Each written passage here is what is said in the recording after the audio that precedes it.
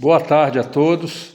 Meu nome é Marcos Feijó, sou integrante do Centro Espírita Kardecista Fraternidade Luiz Sérgio e hoje vamos abordar aqui mais um capítulo do livro Pão Nosso, do nosso Gotas Fraternas, é o capítulo 17, chamado Exaltação da Cortesia.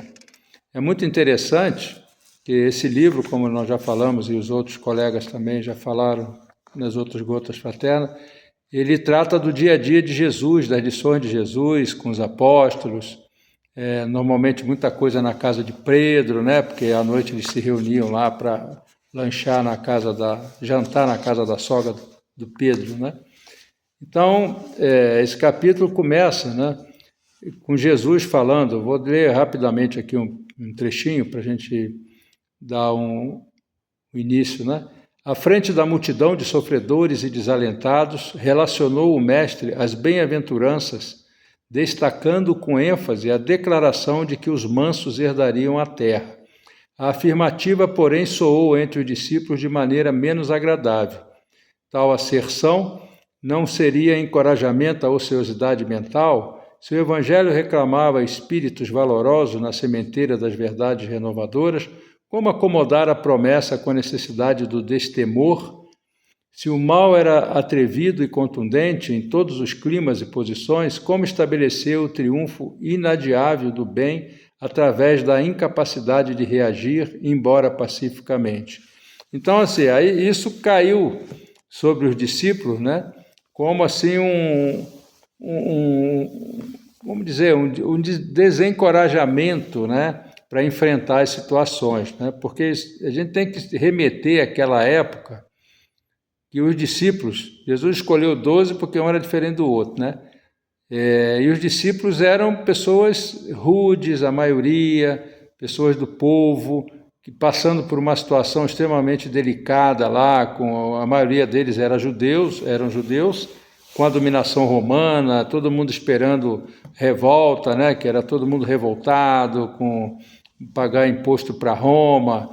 É uma situação meio parecida com o que a gente vive por aqui também nos tempos atuais, né? Que não mudou muito. Então, eles esperavam que viesse alguém, quando eles entenderam que Jesus era o Messias, né? Logo no início, deve ter sido muito difícil, muita desconfiança, achavam que vinha alguém para, como a gente faz, né? Que pudesse ir lá aprender, arrebentar, fazer acontecer, tirar do poder, seria um novo governante mais enérgico, né?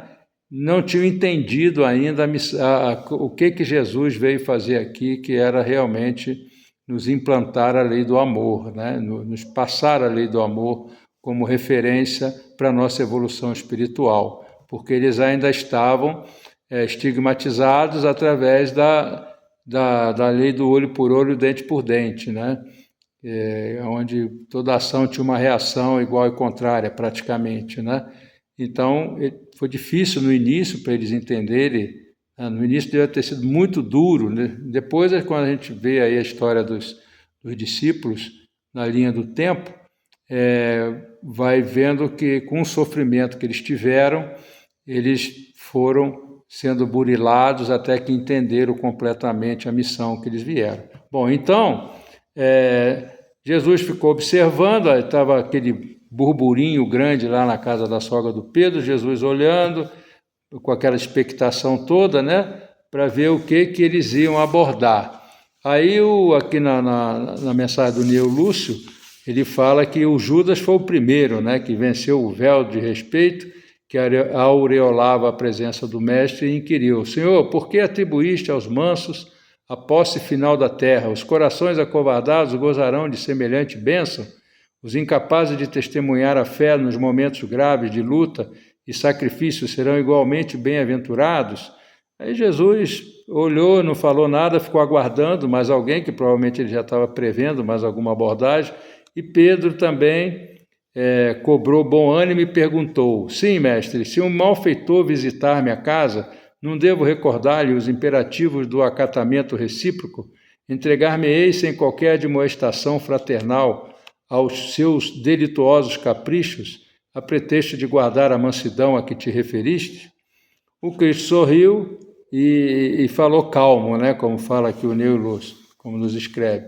Enganaram-se todos naturalmente. Eu não fiz o elogio da preguiça, que se mascara de humildade, nem de covardia, que se veste de cordura para melhor acomodar-se às conveniências humanas. As criaturas que se afeiçoam a semelhantes artifícios sofrerão duramente os instrumentos espirituais de que o mundo se utiliza para reajustar os caracteres tortuosos e indecisos. Exaltei, na realidade, a cortesia que somos credores uns para com os outros. Aí ele fala, bem-aventurados os homens de trato ameno, né? Que sabem usar a energia construtiva entre o gesto de bondade e o verbo de compreensão, bem-aventurados os filhos do equilíbrio, da gentileza, que aprende a negar o mal sem ferir o irmão ignorante, que o solicita sem saber o que pede, abençoados que repetem 1000 vezes a mesma lição sem alarde, para que o próximo lhes aproveite a influenciação na felicidade de todos, e assim vai por diante. Então, o que Jesus quis mostrar para ele quando ele fala bem-aventurados mansos e pacíficos, né? Que foi uma das partes mais bonitas até do Sermão do Monte. Nós ainda hoje trazemos dentro de nós esse conflito, né? Que a gente quer fazer o bem, mas ainda tem o mal, e assim por diante. É natural, porque a gente vem de muitas encarnações, né? Nossas reencarnações são solidárias, né? Como nos fala o próprio Kardec, né? E o Haroldo explora isso muito bem, Haroldo Dutra, né? A gente traz muitas coisas, nós não vamos resolver nessa vida ainda, porque como a gente vem com esquecimento, a gente vem com uma lembrança limitada, ela está totalmente voltada para o nosso compromisso dessa encarnação, né? Os ajustes que nós temos que fazer e os aprendizados. Porque a gente, lá em cima, a gente aprende o que tem que fazer, e aqui é a prova, né? Então, essa lição, os mansos e pacíficos, na realidade, é o trabalho que nós temos que fazer para tirar de nós essas reações inopinadas que nós temos, às vezes, em casa, no trânsito, nos colegas de trabalho. A gente tem que ter essa mansuetude, essa lanheza, né? É duro fazer isso, mas é isso que Jesus está falando.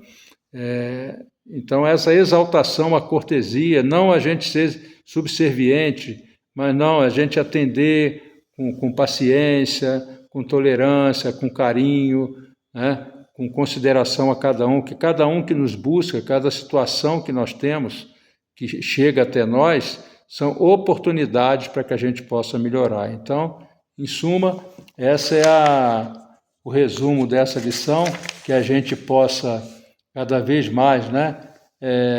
Jesus fala aqui, inclusive, em verdade vos digo que todos esses que praticarem, né, todas essas virtudes, né, que se dedicarem,